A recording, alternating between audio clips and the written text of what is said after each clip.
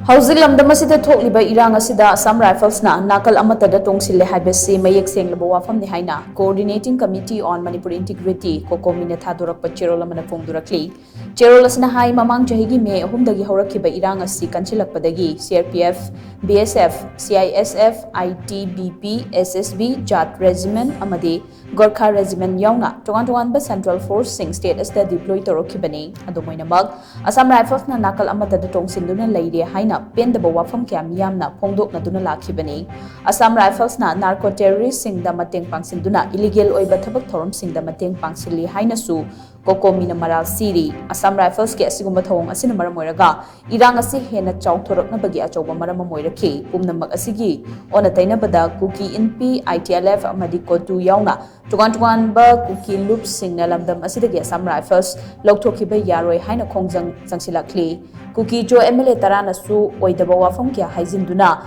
Prime Minister da memorandum pisinki Assam Rifles nataba topa Central Force sing lokthokibadadi asiguma khongjang sing asi sangsinkiba laite maramaduna Irang asi chawthok hanaba honabada Assam Rifles ke achawba khut yawe haibasi Mayek Shenglaba haina su COCOMI gi CHEROL asna makha tarakli